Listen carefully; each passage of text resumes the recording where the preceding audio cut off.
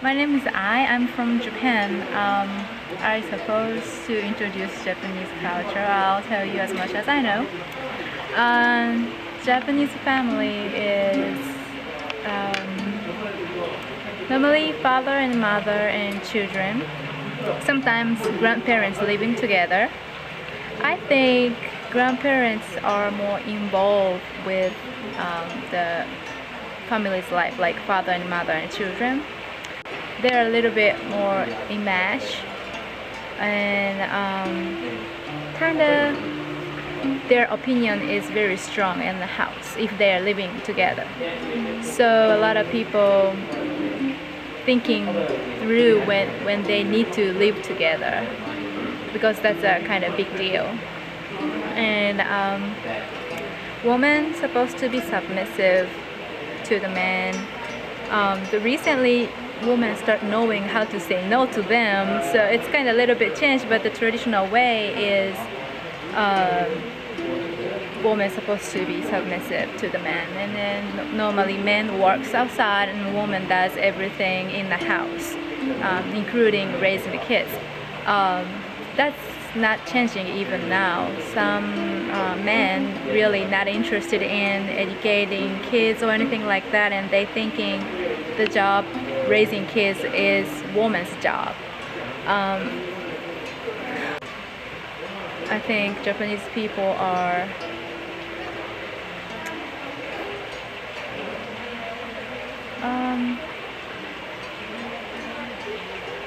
like more quiet about saying their opinion. Like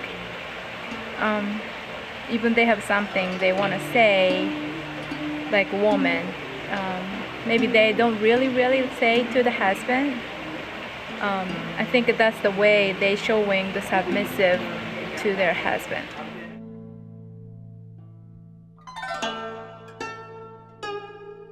I was very surprised about the New Year. Some people working from the second day of the January, or kids going to the school really early. That's not happened in Japan. The Christmas time is not really big. That's more for like a couples and the kids eating cakes and stuff, because Japan is not Christian country, so we are not really celebrating Jesus. So a lot of people doesn't know about it, but they just thinking, oh, this is a celebration of, you know, exchanging gifts and eating cake. So it's not that really big, and we all go to school and everybody working on Christmas Day.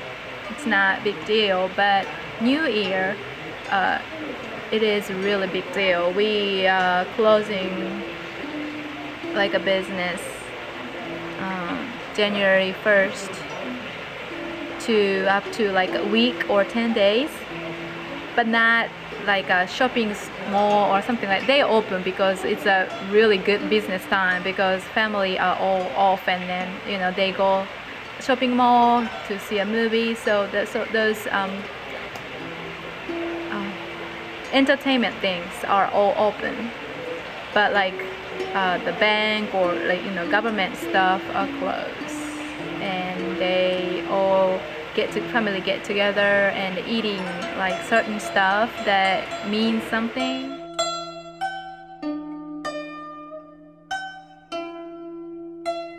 The difficult things for me in America is a lot of things. The system are different. You know, if you are living the insurance, school, a lot of system are different, but that's a basic one. The other one is something relate with the counseling. Like as I said, people are talking differently. I talk differently, and sometimes I feel like I don't know where is the right boundary to make. Japanese people are really kind of more close than American people, so we do say some, you know, oh, you can come to my house next time and then play together, but it doesn't mean really you come to my house and then play, you know. But they're just saying it. Like that kind of things is very hard for me, because American people, especially Christian people, are really honest, and then they say stuff they really thinking of. Like if they say, oh, come to my house and then sleep overnight or something like that, I feel really, oh no, that's just too much to, I'm gonna bother them.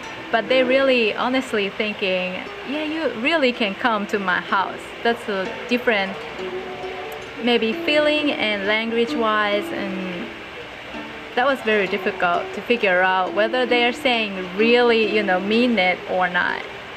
There are not much Japanese people in America. Well, there are a lot of Japanese people in America, but they don't stay too long. They might come for studying, but they go back. But I see other Asian people coming here and find a job and stay here. I don't know what the deal is, but a lot of time maybe they can earn more money in America. I don't really know, but I guess maybe Japanese people miss Japan more than I don't know. But yeah, Japanese people won't stay in America that much. I see it compared with other Asian people.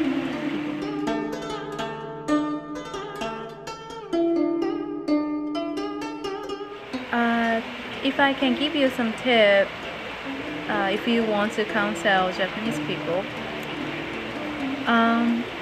Japanese people are respecting the people who is like a doctor, teacher, or I think counselor too. So if you're asking some question, they will answer you because you're a counselor, and the question is not the choice to them, but they feel like they are obligated to answer them. So more likely you can get the answer. But the way they talk is different from American people. I think American people are more straight to say there is yes and no.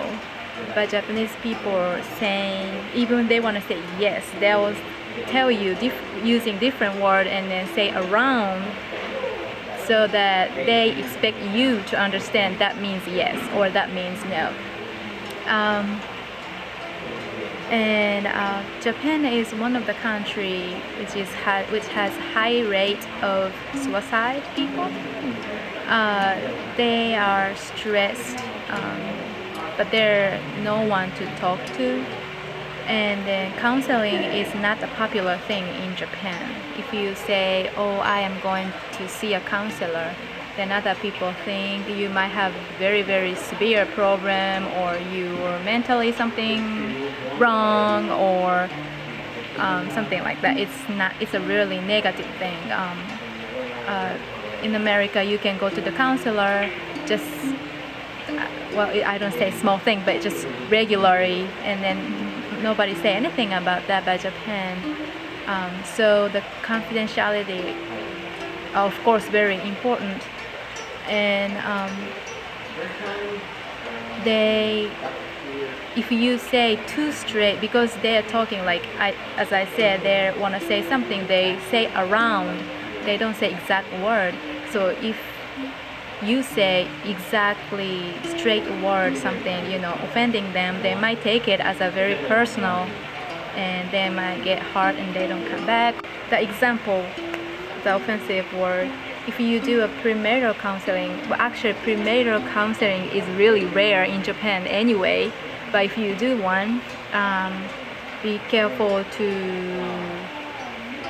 do words, like maybe in America, maybe you can say this is a place that you can rethink, or a chance to rethink how your partner is right to you or not. Maybe the word, this is the right person or not, might be offending them. Maybe you can use the other word to say like, let's think about how your life can be changed if you marry him or her. Then you can talk about the same thing as a problem, financial thing, sexual thing, but the word is different. They might be very often taking personally if you say this is the right person or not, if you use that word, because they think that's between them, but not the business of the counselor. Especially the person feels even just a little bit that their partner is maybe not the right person, they might get really offensive and they might not come back.